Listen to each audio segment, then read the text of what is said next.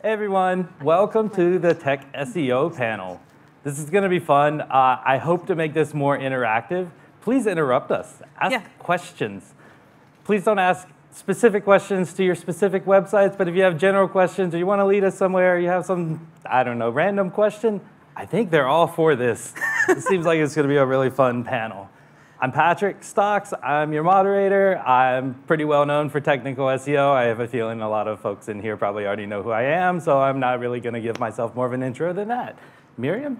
I believe. Oh, is it turned on? I think you're not. So. Oh. Yes. Fantastic.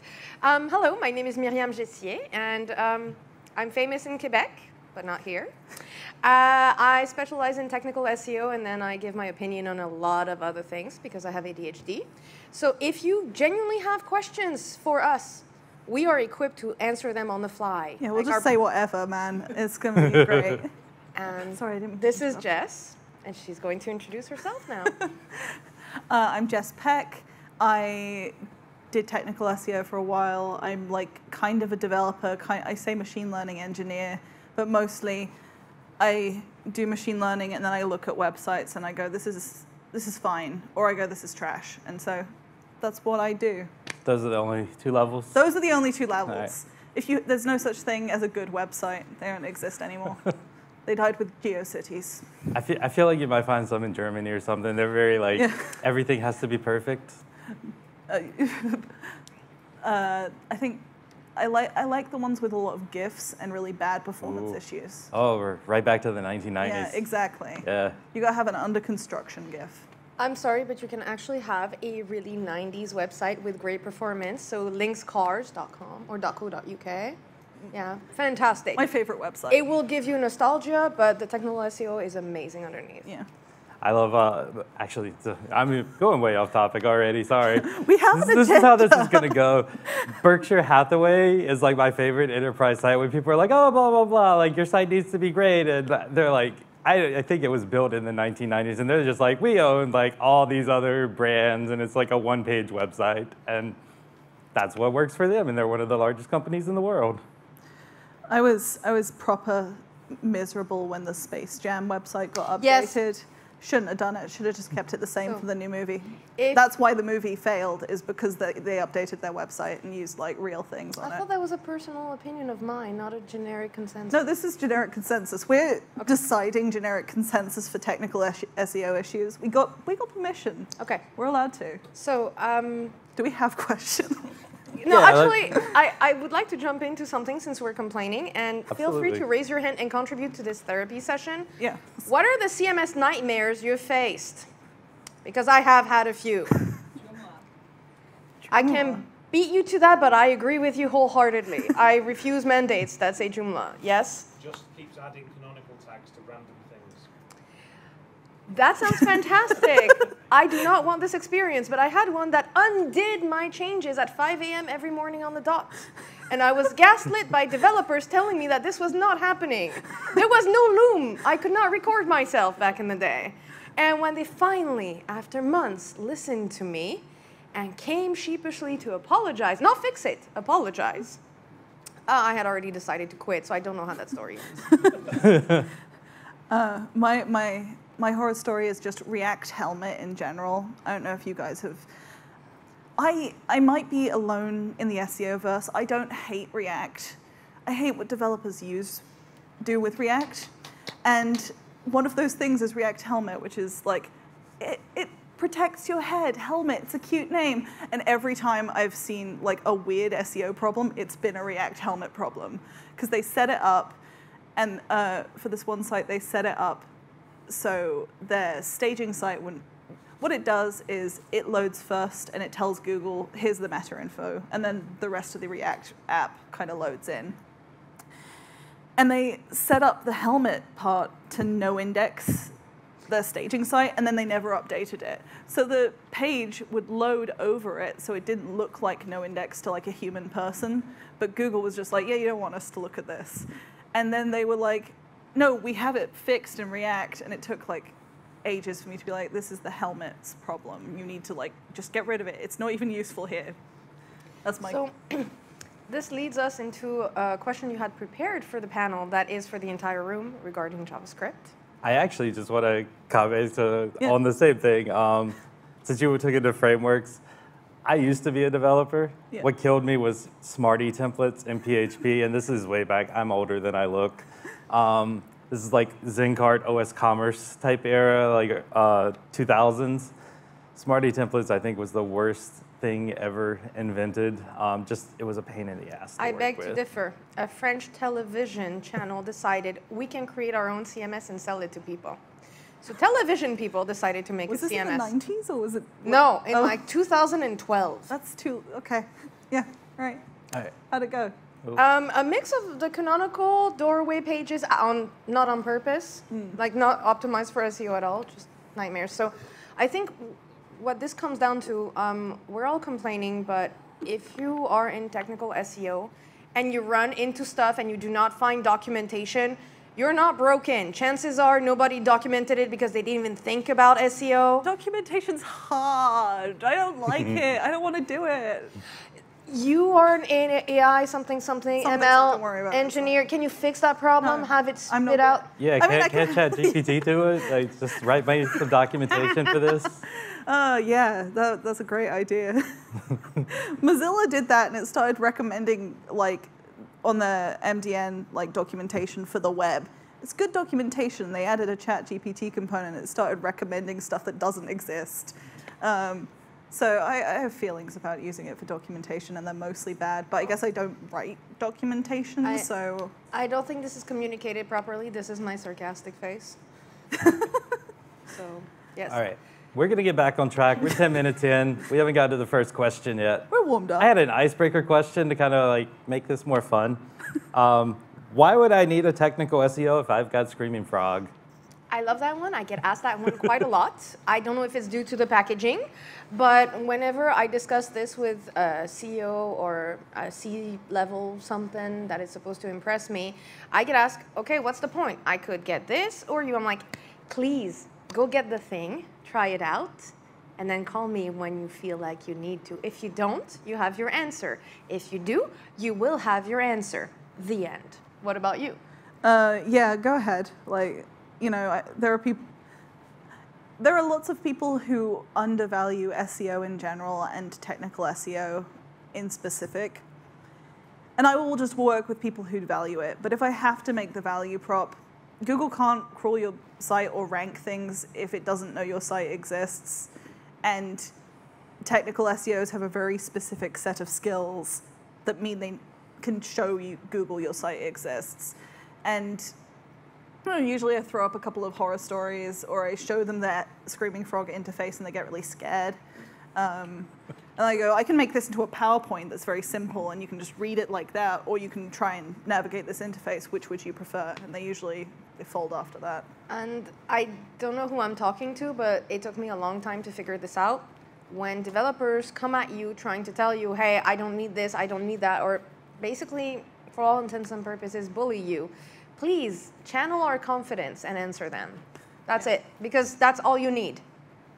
You can also just say, Google says this is right. It doesn't even matter if Google says it's right. If you drop that, they'll fold like a wet paper towel. John Mueller told me. No. I disagree. That will get in trouble. I disagree because I had a situation where a developer decided to make it his mission, like his hill to die on 3 weeks ago. He read all the links, like all the documentation that I provided, and somehow he ChatGPT'd this and understood the complete opposite of what the documentation was saying and was arguing with me about it. And it literally took me talking to his boss going, this is my expertise, this is my job, Google me. And then the person got told, hey, can you actually work with the technical SEO and not against them actively? So if this happens to you and you think, this can't be right, why is this person not seeing my point of view? Sometimes it's that they don't want to understand or see your point of view, and you may need a small human readjustment that, circumvents the issue. Go above.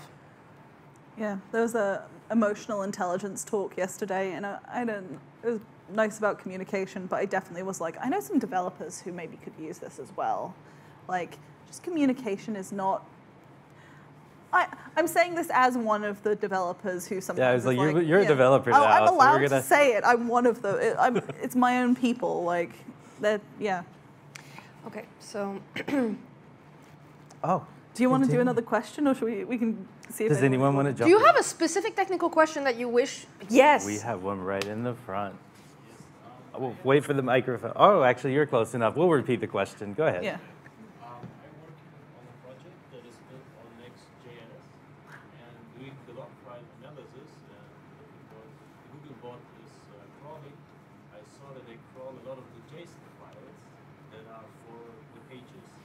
So my question is that a problem? Is that something we should tackle? Should we allow Google to crawl the JSON files or only the rendered files? So just to repeat that in a quicker way, they're seeing a lot of requests in their log files on a Next.js setup, specifically to the JSON files. So it's going to be the XHR requests that are happening. Why would that happen? Why is Google hitting those so much on JavaScript websites? Specifically with Next.js, it's the way the sites are like the JavaScript is like constructed from these JSON files. So the JSON is the context for the page. So when it's building the pages, it pulls the JSON in, right? And with Next.js in specific, it caches a lot of it for users, but Google caches it less. And that means that Google has to go like look at the JSON more often. Don't block it. It should mostly be fine. As far as I haven't. Google does have issues crawling Next.js sites, but generally the requests are, if they're requesting stuff, it's okay. That's my answer. So I have a weird take on it, so hang on with me, because she already gave the answer. But very often Google will crawl files where you're like, why are you doing this? And it's almost like a child trying to get context into things. And sometimes it's good context, like it's going to start looking at things, but then when you have surprises where it's like, hey, why are you under the sink looking at the bleach? Because you should not be doing this. That's when you have to act. That's when you go, hey, clearly I don't want you in here. You keep trying to come in, but I know better, and this is a no. If you're not sure why they're doing it, and you're like, hey, this doesn't cause issues, I don't have legal on my neck, I don't have weird stuff coming out in Google, it doesn't seem to impede performance, let them have it. That's it. To your very specific... Hair. Thank you for your hair, for your good Thought I was being attacked. Contribution Seagulls. to the conversation. Yeah. To the very specific question, do not block those. A lot of times that is going to be where your data is coming from. And I'm actually, sorry, I'm going to disagree with you a bit. On the rendering, like Google will cache most like HTML and CSS files and blah, blah, blah. With JavaScript sites, the one thing they don't cache are those XHR requests. So when they're actually going through the rendering process, like they're like, oh, we already cached this JavaScript, we're just going to reuse that. But they're not going to get those. So every JavaScript site I've ever worked on just has tons of that. It eats crawl budget. I think that is personally one of the biggest drawbacks of JavaScript websites. And I'm actually a big JavaScript fan. I kind of wish, I don't know what Google could do different with that. Maybe they could cache it. It's not because you can do it in JavaScript that you should do it in JavaScript. No, you should do it in JavaScript. Are you looking for chaos? Yes. Okay. But also I like Next.js sites. I think they're fun. I think they're fast if they're done right. Which again, this like React, if they're done right. But I like JavaScript. It's so good. From the person who has told you there are no good websites online. Yeah, all the good ones are JavaScript. I don't even believe that. I can't say that with a straight face. No, but I have a few complaints that are not related to what you think. I have accessibility issues. And there are some websites that I literally cannot be paid to audit. You can't pay me to force myself to throw up every 10 minutes or so. It's not going to happen. So there are a lot of animations where I'm like, it's not because you can do it that you should be doing it. Is it harming your SEO? But also people like me that happen to not be able to deal with all these things. I know you feel cute. I know branding is loving it. But sometimes your role as a technical SEO is to also go through the JS and go, do we need this? No. I mean, it doesn't have to be like was a redesign that was like, we're getting rid of a bunch of the JavaScript, we're making it performance first, but they moved a bunch of really big images at the top of the fold They were like GIFs. And then they lazy loaded all of their images, including the ones above the fold. So they were like, why is our site speed awful? We got rid of all the JavaScript. It's like, that's not the problem here. The problem is lazy loading above the fold. You're telling it to load your biggest stuff last. Yeah. I'm going to quickly go through another question I had for later, but we're going to do it now. Yeah. To quote Barry Adams, is JavaScript evil? No. Yes, no. Okay, audience hands. Is JavaScript evil? Yes. Oh my God. We're a JavaScript-friendly room, baby! I think that will be the takeaway from this session. SEOs love JavaScript. Okay, I'm sorry. Quiet chuckle. I would like someone feeling a bit brave today. I mean, it's Friday. Nobody's going to remember, okay? Yeah. Can you raise your hand if you love JavaScript and explain it to me in plain English? Not you. It's not that we love it, it's that we just don't hate it. Oh, okay. Well. Oh, it's the least worst option. A gun isn't inherently evil. That's my point. That is exactly my point, though. I would not sleep with a python. It doesn't mean that the python is evil. It's just that it will lay next to me and try to figure out if it can eat me if it's long enough. That's genuinely what they do, by the way. Do not sleep with a python. But realistically, when I deal with these websites, very often I will also ask questions that are, I can do this wide-eyed, go, what is this JavaScript for? And then like, we don't know. I'm like, how long has it been there? Oh, we don't know. I'm like, are you going to touch it or try to figure out? No, it could break something. It's load bearing. This is my load bearing function. All it does is log X to the console, but if I touch it, it will break everything. So yeah, it's great. I feel like I'm being gaslit into liking JavaScript. I'm gonna work on you. So I personally like it. I think it's easier to build for developers than a lot of traditional systems. It can be faster. It can be much slower. It really depends a lot on your devs. But I feel like every session that has this, should you actually learn JavaScript? And there's always a mixed response. I'm usually the one that's like, no. Like, do you know JavaScript? Because yeah. I'm going to be honest, I'm between two developers and I just read the stuff. Don't ask me to actually write it. No, it's not happening. I'm here just to debug it. That's why maybe I don't like it. I just clean up the messes. That's it. I don't create them. Yeah, I already told you I quit being a developer. I was a pretty terrible developer anyway, but Smarty templates, they killed me. I was done. They've never let me, I've like on my own built some JavaScript websites just because I was curious.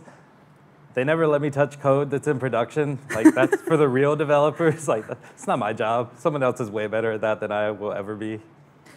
I'm really tempted to say you have to learn JavaScript to be a good SEO just to be an asshole, but no, like don't worry about it. But I will say, developers tend to make it seem scarier and more difficult than it is, and it can be a really good time to learn it. It can be fun, you can have a little adventure, and then you get to a point where you can just say, replace this with this, send it to a developer, and it speeds up a lot of my life. If you find yourself up at 5 a.m. with crippling anxiety, looking at websites telling you that you could learn JavaScript fast, and you think to yourself, maybe I should so my colleagues will take me more seriously. Don't be me, you'll be fine, okay? You don't necessarily need to learn it. No, this is true. You don't need to. I am just here as a force of don't let imposter syndrome make you really scared of like the math stuff. Because it's not really math, it's just like puzzles. So if I don't have to learn it, how do I actually work with it as an SEO? How do I troubleshoot issues? 15 years of experience. Yeah, you can just call Myriam. She can do it. So at the end of the day, when you're a technical SEO, what you have to specialize in, and I think everybody knows this, is like finding patterns in things. Like, hey, what's going on? There's this weird problem. What could it be? And then you go down the rabbit hole and you just compare things, and you can read code without having to know how to create it. It starts to make sense to you. Kind of like if you speak French and squint and maybe have a beer, Spanish kind of does make sense to you. So same approach for me for JavaScript. I'm not going to lie. And it pays off because very often I'm like, explaining a problem from a human standpoint. I noticed this problem. I don't know what it could be, but here are the potential things that could happen. Can you help me? And then you start collaborating with the developer, and they often teach you things, but you will also teach them a different point of view, this different perspective. And when they will explain their work, they will take that into account because, once again, your job is not to become a developer. You have a different set of skills. You could be one, but you don't have to be one. I thought they just read the documentation and then told you the opposite. Oh, It depends on That the was just developer. one, just one person? Okay. One Okay. man, but I at this point, he is memorable. I will not forget him. Yeah. You find a good developer, annoy them, ask them a lot of questions, and then you don't have to learn anything. You can just be like, I think this bit of JavaScript sucks, does it? And they go, well, that will destroy everything. And then you can be like, what about this bit? And they'll go, we could probably get rid of that. And then you can just remember the bits that are like you can get rid of and bring them back up later. I'm going to hijack some of your questions because By all that makes means. sense to my brain. So just going off on a tangent. So We have been off on a tangent this entire time. We're like said we wanted 50 to audience questions questions down and into asked the one list I actually have here.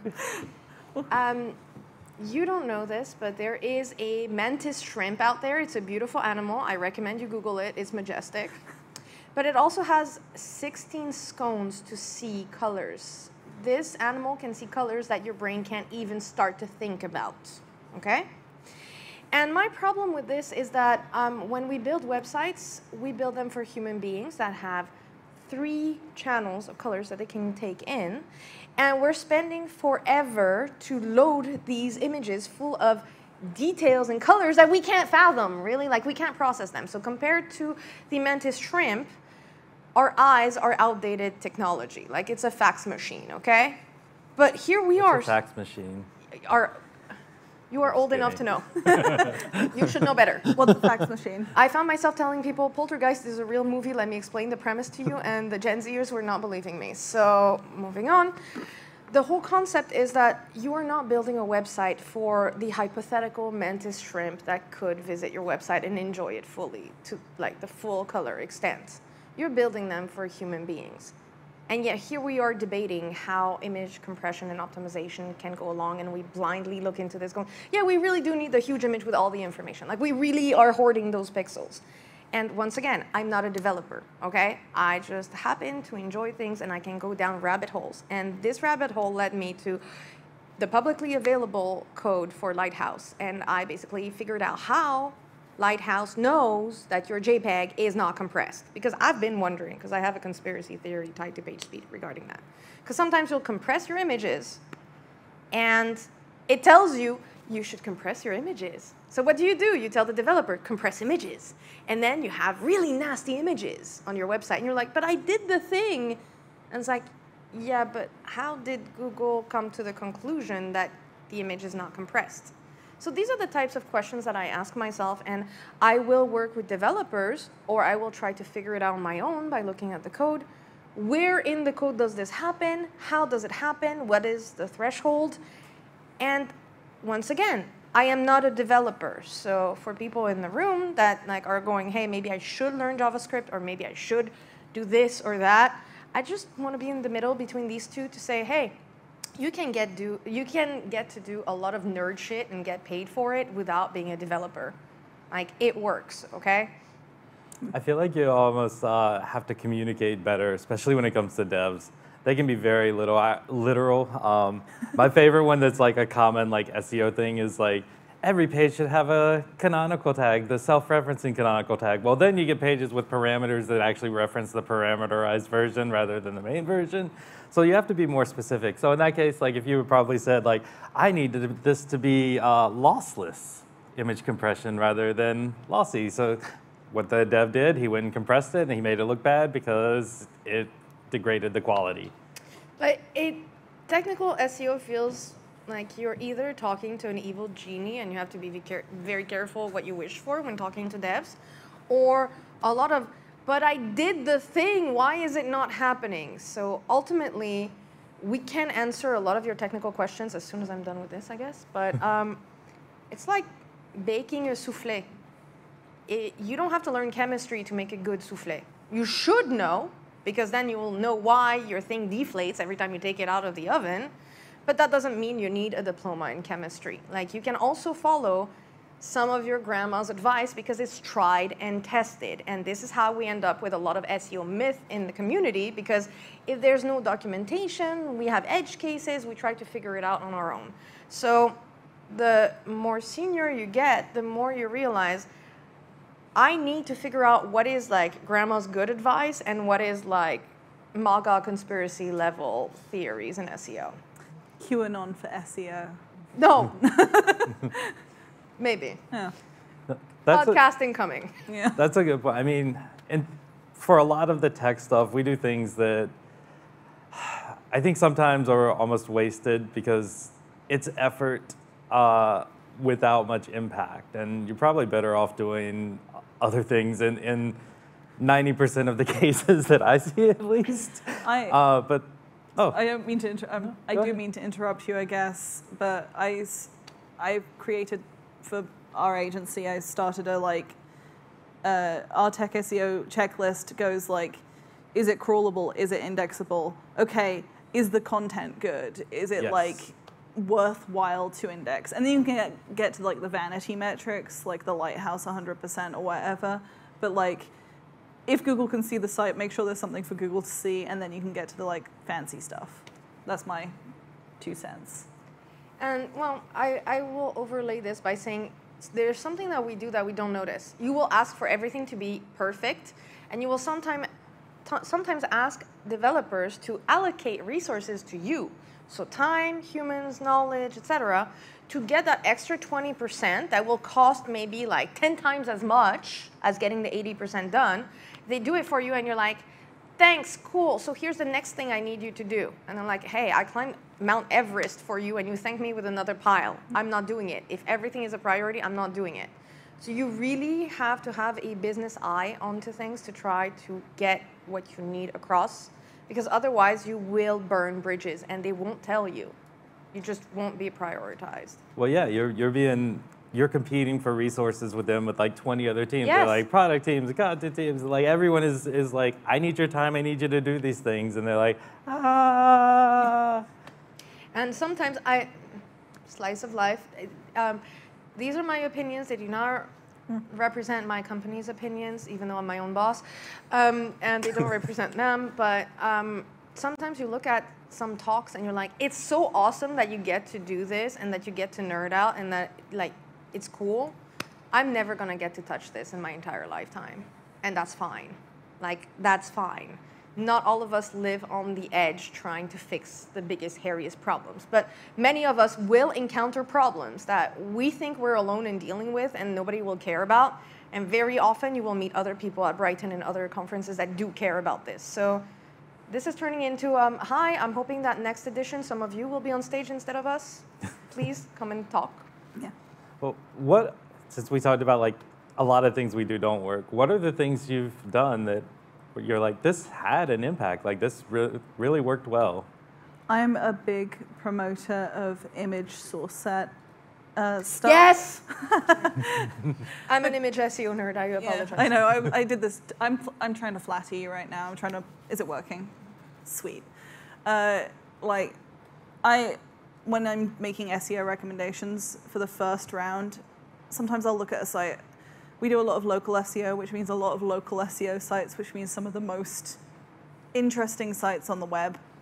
And I like to do my recommendations based on impact and ease of, like if there are the easiest things that I think will have the most impact, right? An image source set and like adding lazy loading below the fold can be really, really impactful very quickly, and they're pretty easy to implement. So that's like, you tell Google, this is the big high quality version of the image, and then you load the little less high quality version on the page. It helps with discovery. I don't know, if you want to nerd out about image stuff. So an additional thing that you can do that is more human-oriented but still technical SEO, have them name the retina-friendly images like 2x. So you have the file name plus 2x, so you always know what type of image you're dealing with when you're trying to optimize stuff. That's easy, but it saves you time. And not everything is images, so very often now what I find myself saying when I want to optimize images is, do you really need that giant picture on there? And they're like, but we could optimize it. No, I'm asking you, do you need it, period? Because we can save some money here. What about a video? Can I make it a video instead? They always want to make it a video. They Or a always GIF. make it a video. I want a GIF. They want the I wanted to move. So yeah. Oh, get rid of carousels. Sorry, I've got to say my thing. Get rid of no carousels. No one likes carousels. They have bad CTR. They take up a lot of JavaScript. This is the hill I'm going to die on. Get rid of carousels. No carousels. There's a site that's been out there for probably at least a decade now that's like, should I use a carousel? The answer is no. No.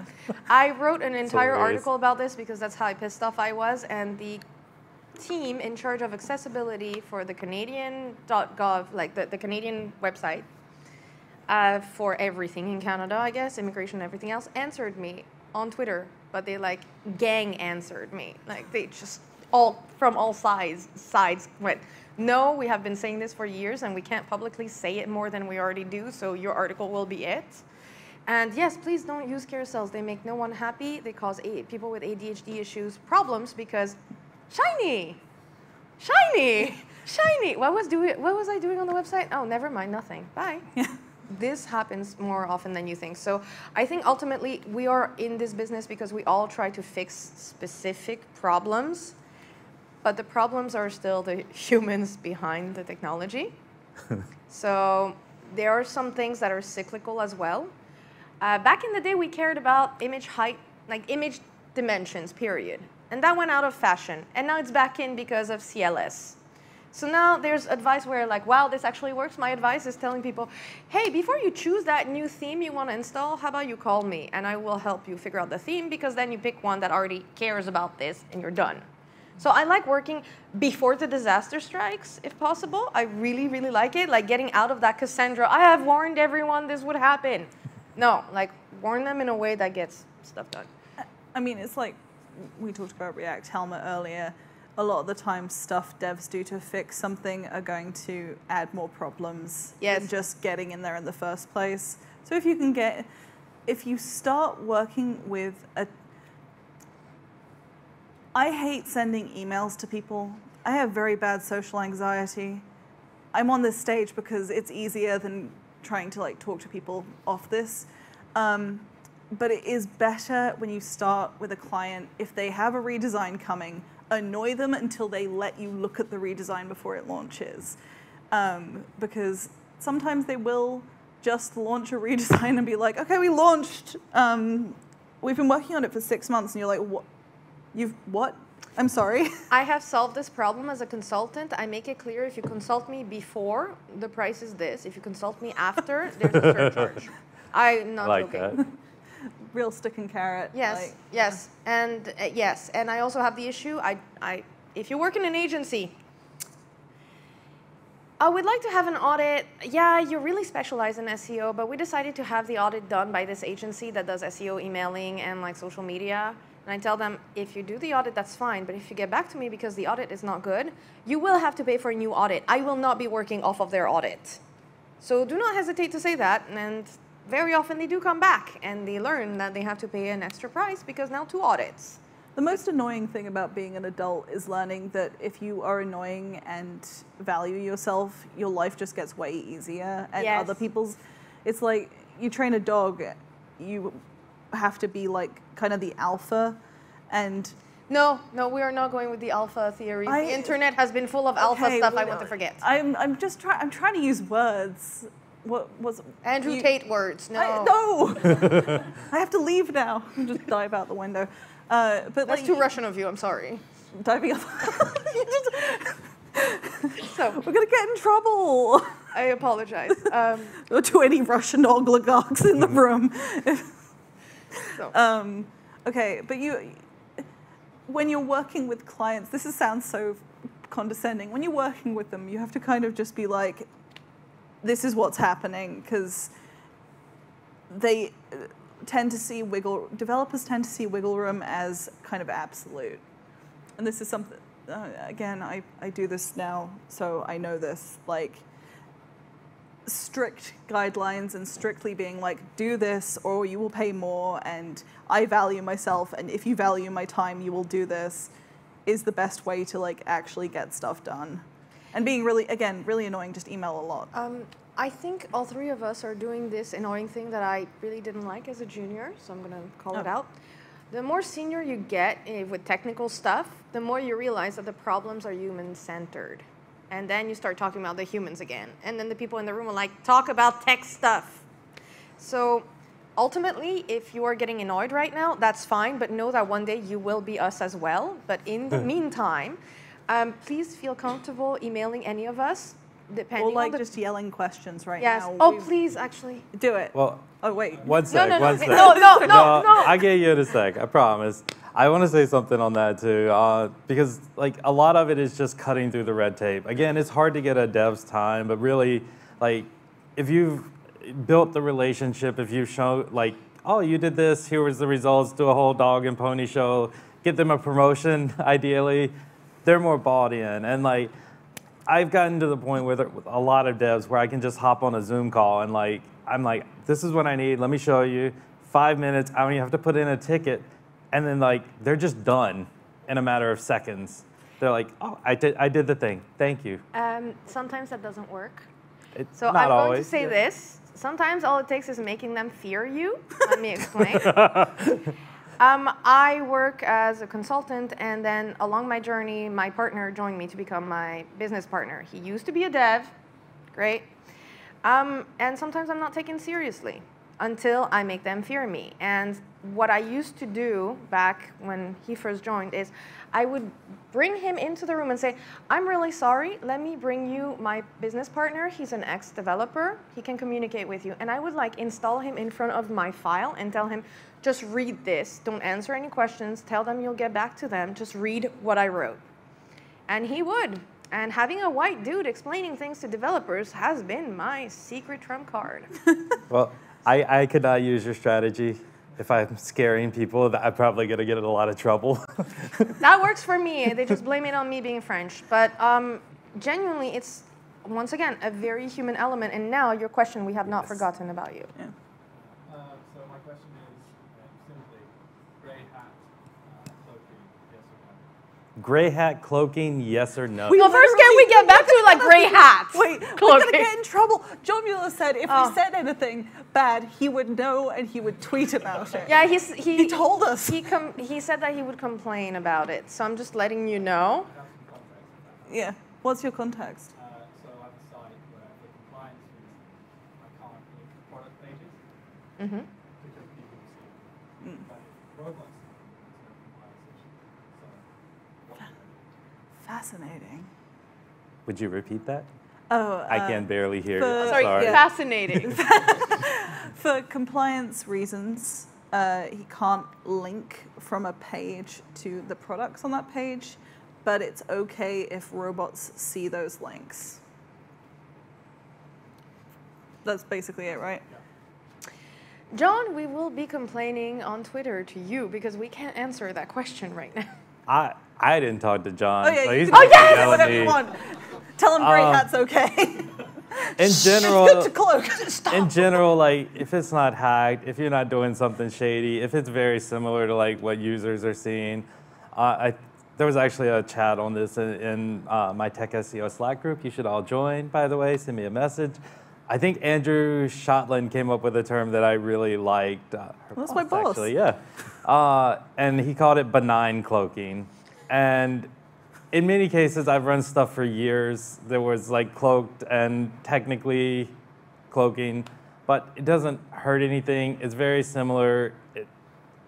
In your case, I mean, if you're like hiding affiliate link, well, even then, who cares? Well, that wouldn't make sense. Just you're not showing them to users. I don't know that you're walking a line there. I think potentially. So you happen to be an edge case, and documentation is not always made for edge cases because then people at Google would have to write all the time, don't do this, your site could catch on fire, why would you even do this, I wonder. So instead of going down that route, they have chosen to cater to 80% of the cases, and you happen to be in the 20%. And personally, if I had to go about it, what I would do is like test it out on a small section, see what happens, monitor, have like a proof of concept, and go, hey, based on this, so you document this and you cover your ass and you say, I would recommend we go ahead and do this. However, you should know that it's considered a gray hat, and at some point we may need to iterate and adapt to however the bot reacts. Yeah, if you're working clients, stakeholders, cover your ass is a very good thing. But otherwise, what you're doing, like, I would do it in a heartbeat and not even think twice, to be honest. I cannot nod my head, but we. You could also, if you like your site and you don't want it to get decimated as a response, like, maybe this is like benign cloaking, but it gets caught in some crossfire, or like someone at Google just puts the big red button that says go away.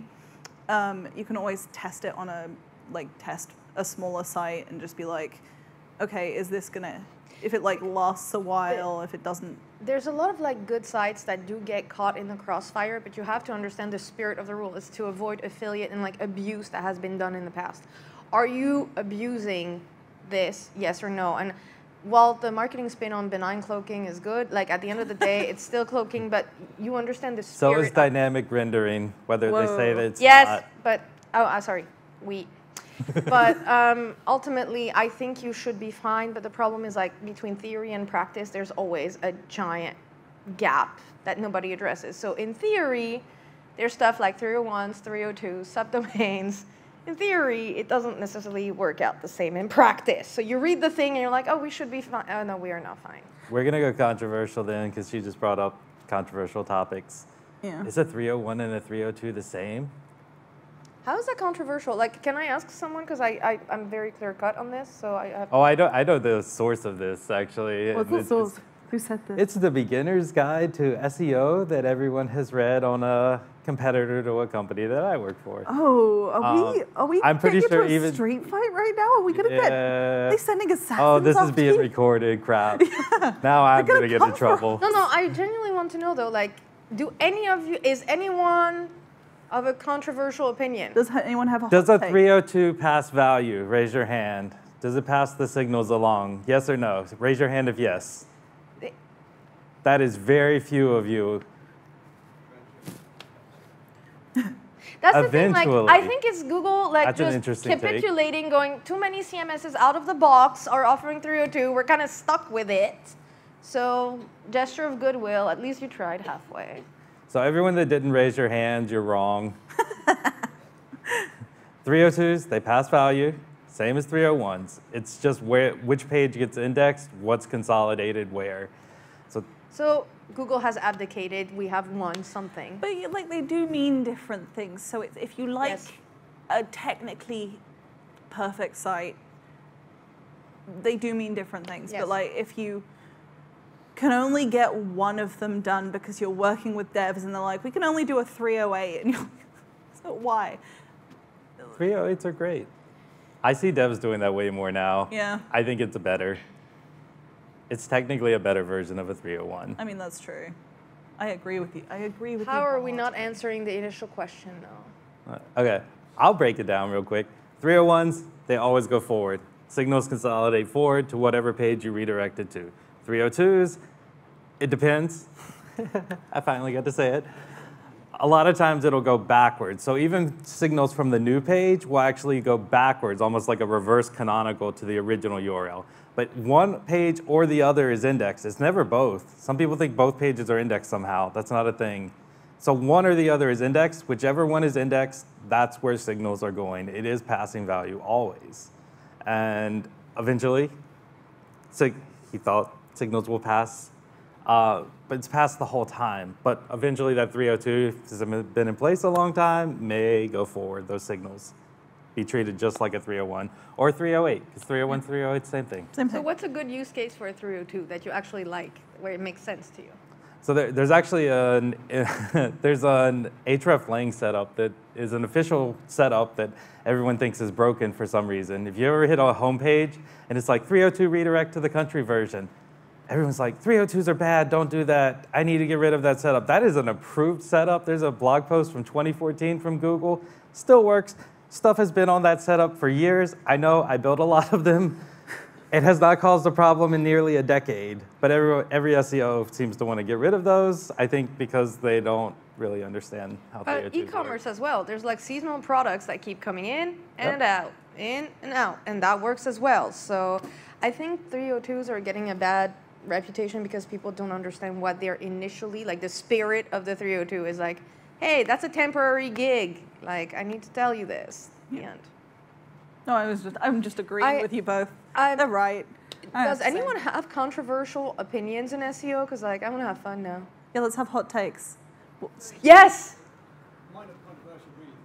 No. Make it extra spicy. We need this. Okay. Are WebP images just a complete waste of everyone's time? But for we don't have to say. I'll translate that. Yes. So I think you have to also always ask yourself like, where's the money? Who's doing this and why? So WebP, there's a competing format that is not a Google like woohoo type of format. So JPEG XL, and there's fights right now between the formats and what they're supposed to do, and it's just politics based. Okay. We're having a beat. I'm doing the like Jets versus, No. Oh, okay. But I'm making Jets for me alone. I'm sorry. I'm participating without knowing how. Yeah, but concretely, it's just that. And so you're looking at it and you're like, am I going to force everyone to consider this? If I wanted to implement what Google is saying, how much money would it cost? How much time? What would be the gain? And then sometimes, I'm just going to use sometimes because that's the politically correct way of saying it, you look at the site and you're like, not a priority. The end.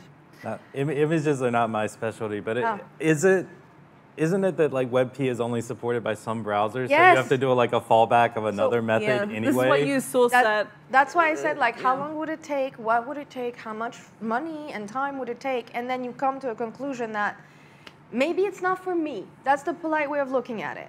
This is a sociological thing, not a technical SEO thing, but every Zoomer I have talked to has hated WebP, and I'm like, how do you know what that is? Because they cannot save it. Yeah, they want to save the GIF, so they can send it to you it. and make fun of you. And this is not the first time this happened, so we're doing like archaeology, but the reason why animated GIFs are so heavy is because it's full of patented code that should not even be there anymore. It's just that because of politics, the code still has to be in them, but it does nothing. And I have had friends that literally rewrote the whole thing to remove all the extra bits, and the GIF was way lighter. But because of politics, patents from companies that no longer exist, we are stuck doing this. And that's my problem. We try to fix problems that we created by creating new types of problems, like new flavors. So ultimately, come talk to me after this, and I will talk your ear off about my opinions on WebP. Did WebP, is that a problem in the first place that needs to be fixed? I don't think, I've never come across a problem with a well-compressed JPEG or, a PNG that's what I mean. It's like... It's a sponsor. Oh, wait, no, there's a... Did someone do work for no result? Yeah. I think the question might be, does it actually improve your rankings if you do change it? No, wait. No. I don't think so. I don't think I've ever seen a site which changed images to WebP. I'm going to get in trouble that has like improved anything. Like, no, that's why I started asking myself when I saw WebP, I'm like, what's the stake? Like, why are we doing WebP all the time? And I went down that rabbit hole, and I sadly realized a friend of mine was really pissed off about this because he believes another format is better, and there's wars going on in Nerdland. He's a JPEG X. Yes, L. Yes. Yeah. Okay. This is also, in my opinion, like outside of what tech SEO should worry about. That's dev territory. We cross the line a lot. Should you learn JavaScript or go to the depth I had to go to because I worked for an image optimization company? No. So ultimately, the answer for WebP is it's a people problem, not a technical one. So if you're a technical SEO and you get told you have to do it, no. Evaluate the thing and say, maybe this is not a priority for us. It could be for someone else, but not for us. The end. If you like to dabble in the dev nerd territory around image compression, the Smashing magazine has a couple of really good articles about image compression. Yes. They do have one about using WebP. I have never linked that to a dev. I have only linked the ones about like... And I believe it was written by somebody who works at Google. Very competent person, but once again, like, conspiracy theory, la la la la, okay. Any other spicy take, please? Yeah, does anyone want their hot takes validated, or we will yell at you? Or you can say like meta keywords. Why do clients keep asking me about meta keywords? I don't understand. I know it's vaguely technical, but like... Does anyone still use meta keywords? I'm going to keep my hand up, actually. I do, but for the non-SEO reasons. There's really old search engines on websites, like internal search. Internal site search is the typical reason. Yes. So, yes. So this is another thing that you should be aware of. When you do technical SEO, you will be asked things where you're like, that's not my job, but now I'm feeling imposter syndrome and I feel like I have to answer. And the best advice I ever got from a friend of mine, he looked at me when we were working together and he's like, is that your job though? And I'm like, no. And he's like, so why are you trying to answer these redirect questions that Facebook should be handling? And I'm like, hey, developer, that's not my job. And he's like, okay, cool. I'm like, that's all it took? Okay then. So you feel like you have to rescue everyone, you don't. And sometimes you can just say, I need to check the documentation. I will get back to you with this. Take some time, like take a breather before you answer and say something that you absolutely mean but should not say. Hot takes, questions. Oh, sorry, I'm just talking over you, Patrick. No. I was going to say on one of my sites, I've got a competitor that monitors it pretty heavily. Like he is obsessed, and I talk with him sometimes. I like to screw with him. I think I have like a meta page rank equals 10 tag, and for meta keywords, like I just put a bunch of stuff about cats. The site is not about cats. I wish I had a site about cats. Oh, I have a site about cats that I use to teach people technical SEO practices. You can't find it on Google because I've no indexed it. That's one of the technical SEO things. But it's called thegreatcatyearbooksite.com. And it's the worst thing I've ever built. I'm really proud of it. I have a dog site. This is .dog. It was built on a drunken night. And Is it called dot? Yeah, like this is dog. That's like a good this. name. Hello, this is dog. Yes. I like it. It's good. Thank you. So it's a WordPress website full of problems that I'm like sometimes fixing when I have time. And I like it because I get to show people like we give you advice, but even for us, it's hard to prioritize things. So when I mentor junior SEOs, I send them on the site and then they are afraid of hurting my feelings. I'm like, oh, if you only knew. So let's move on. Yeah. I want controversy. Yeah. I like these Come topics. on, hot takes. Shopify. I'm gonna ask. Okay. All right, let's okay. Chris. Let's do a Chris. Search There's console multiple is all Chris's here. lies. Ooh. I get angry every time a client expects me to. Okay. Search Console is all lies. Yes? Yeah, and I get angry when people ask me questions about the data in it. But nobody asks you questions about the data in it. They just ask you, why is it not going up? They have seen the LinkedIn posts. They call that data though. I think I might have had the most technically- controversial article last year. Google was pretty mad at me, and they updated their documentation at least, but that was all I got out of it. I wanted more data. So I do have to ask someone a controversial opinion. So up at the front with a microphone, if it's possible. Oh. The gentleman in the pink. Oh. Uh-oh. Uh-oh. The other Chris. So you built a technical solution to answer very specific technical SEO problems. Why? And what is it? Which one's that? Oh, what, Horseman? I Yeah. like the, which one is it? How many have you built? More than one. That is how I met you, actually. So this is, can you please introduce yourself? Hey, I'm Chris. I'm a tinkerer. That's really vague, but he's actually the first person that solved a problem I had way back when Core Web Vitals went out, which was, I can't see CLS. I cannot see it. I cannot show that it. one. Okay. The layout So- shift GIF generator. Yeah, so he creates multiple tools, and then Horseman. And then Horseman is my new one, which is a crawler where you can write your own JavaScript snippets to dictate how the crawl runs for your own insight. Can you speak a bit louder? Louder? Yeah, you got to do sales voice. Okay. Let's go. I can't do sales voice. But no, Horseman is a crawler that lets you write your own JavaScript snippets to execute on the page to return your own information. Which is, So- it's a nerdy thing, but it's got lots of stuff you can just tick on by yourself. So at the end of the day, you can always get more technical, but you should always think, hey, I have this problem. There's probably somebody else that has had this problem. And if you dig enough and you start to know the people who build tools for free because they like us, it's because a labor of love, right? Because something happens to your brain when you get into code and you're like, I have to make everything, I have to start making stuff. So I don't know if that. find Yeah, the it's like a peop- compulsion. Yeah. Like, if you're not making something, you stop existing. Yeah, you start feeling. So stuck, right? find someone with ADHD that codes, and they will build tools for you. And do not hesitate to actually get in touch with others in the community and ask questions, because we very often feel like we don't know enough, and we're not going to ask, because if we ask, that means we are not good at what we do. No, I will ask him. I have no fear. And then I hope one day he will start upselling his tool to me. But The thing is, you ask me, and then I go away, and it sits in my brain for like a month. Like, I need to make something. yes. So the reason why I tell you this is, once again, if you are having problems, then you are just evolving into things. And there's other people that have suffered through it as well, and find your tribe that you can ask questions to, or join, time for you to have the sales voice, join the Slack named Literally Tech SEO Slack. Sales Voice. Tech Yeah, we're doing SEO sales. Slack. You got a jingle for it? I know. Oh, okay. Okay, so I didn't have a logo for a long time, and then Lily Ray was like, "You need one," so I literally went in Paint and like wrote Tech. And now I have a wait, logo. you have Paint.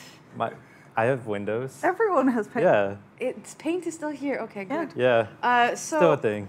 So when you came into the session, what were you hoping to learn? I'm going to ask. Yeah, we have Actually, I think I have something to solve your thing. I have a feeling you're running into like timeouts. They recently talked about like the bloom filters and blah, blah, blah. So I did this study last year that was like, oh, like half the queries are anonymous. You don't have data for like basically anything that's rarely ever searched. Kind of pissed off Google, I think. I thought I was going to get punched at like a Wix dinner last year, but luckily that did not happen. But yeah, we're storing that data in Ahrefs now. We will not have the same kind of timeout issues. We have the anonymous queries. We have click-through. Click-through is another one. I don't want to say too much. You're going to see a study. Their click-through rate data is bullshit. Absolutely bullshit. Can I defend Google? I don't want to. Data's hard. Data's hard. No, just a moment, because they potentially make you pay for these queries that are anonymous and that you can't get in BigQuery. Like That's you have, true, yeah. so they're like literally importing them and making you pay for them, but stuff that you can't use. So beyond GSC data is a lie. Like if you export it to BigQuery, it could continue the lie but cost you money. It's also still not there. No, it's not. They make you pay for nothing. Those Yeah, but anonymous queries make up a way, like they did some math and stuff when they did the documentation, and I made fun of them because I like crossed out their bullshit number. So they're like, oh, it's 1,000 people and blah, blah, blah, and like it's gonna be like 50 or whatever anonymous queries, and I was like, cross it out, and I'm like 500. That's how many it's gonna be. It's gonna be like roughly half of the queries that people are doing, we get no data for. So I really hope they would give us more data, and instead, I just got some documentation updates. I tried. So continue defending Google. No, it's not real. Don't put it totally on me. I'm just saying getting data from a lot of stuff is hard. That's all.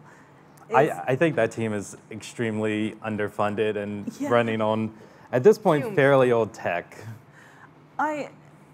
This isn't a defense of Google, but it's just my philosophy tends to be, I don't think Google lies. I think Google just doesn't have resources invested into, I'm saying this very politically, like don't ascribe to malice what can be easier to ascribe to incompetence. You know, I mean, well, technically true. I just don't think the teams are actively trying to screw us, just maybe passively. I think they don't get enough funding internally. Like, they're doing us a favor by giving us the data they have about us, but only like half of it.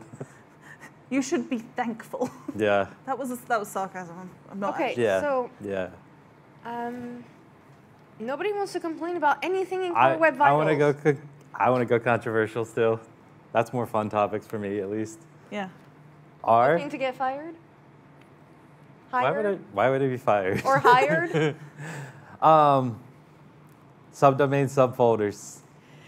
Let me pull the audience before you jump in. Who thinks that subfolders are better than subdomains? No.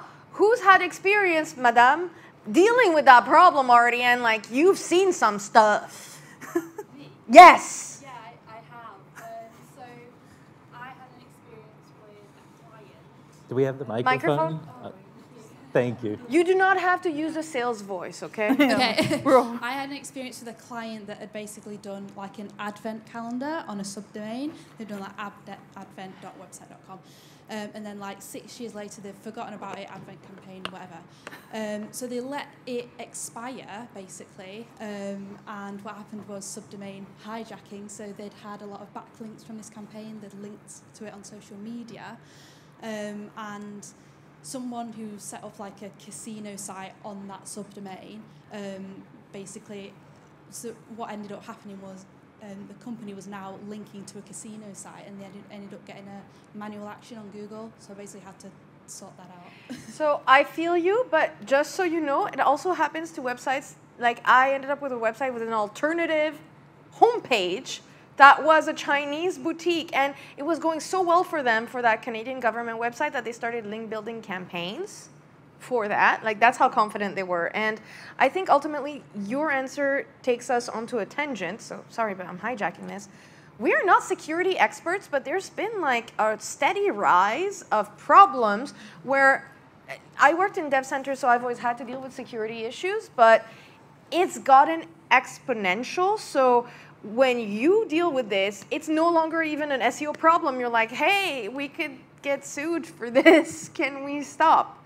And I'm just going to say this because this could happen. Thank you for opening this. But if you have a website that is like an old WordPress, but that is secure, and you have performance issues, and it's like a website that's a museum or a government thing, like a thing that hackers would want. You don't have performance issues. They just keep trying to get in via an old plugin or like a, I don't know what the word is in English, but like one of the things that they could get into because it hasn't been updated, okay? And I have cases like yours where you're like, the initial problem is not the actual problem at the end of the day. So I didn't have performance problems. I had a script kiddie problem. And dealing with hackers is not the same thing as dealing with core web vitals. So I'd like to know who has dealt with security issues lately? This week. Oh no. I don't want to scare y'all, but like I was pitching a product at Ahrefs, and the number of hacked sites is very scary. My idea was like, oh, let me make a report that shows like all the hacked websites. That's going to be great, like lead gen for agencies. They can go clean that up. That's good for the web. No, don't. And then I was like, that also could very well be abused by people. They're like, this has been hacked. Let me figure out how. And let me go hack it too. And even if you're kind and you're trying to talk to the people like at Shopify because they've had a few issues, they take forever because the teams don't take it the developer problem. It's not a priority. So you wait until you see thousands of websites with the same problem in Google search, and then they realize, and yeah. So have you had other issues tied to security? Or was that your one-off? That was just my one. I actually do have a question, yeah. We have 2 minutes, so make it Gosh! quick. Okay, it's not to do with security. I've only been working in tech SEO for 2 years, doing things like hreflang, logcast, canonical calls, sometimes a little bit of security. I've seen stuff like improving site speed by moving this JavaScript block down here and minifying, compression.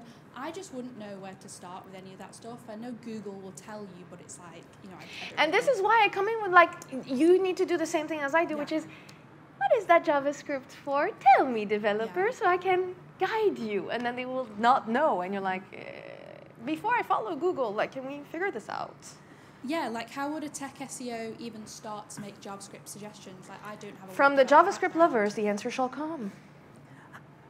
My hot take is you can always move Google Analytics to the bottom of the page. It really Yes. So for someone who I knew this would be this one. It's not because they say that you have to do it this specific way that you have to. If you actually know what you're doing, work with the developer. Yeah, the little like plugin tool will tell you like your Chrome extension will go, it's not installed perfectly. You're not getting the green light. Sure, automated test. We don't care. Talk because you see different opinions. Yeah, so we have different. Yeah. Losing business value for the sake of a little bit of site speed or user experience or because of your ego, not a thing that, not a fight I would take up. Give me the business data. It really, really depends on the situation. Not like it depends, period.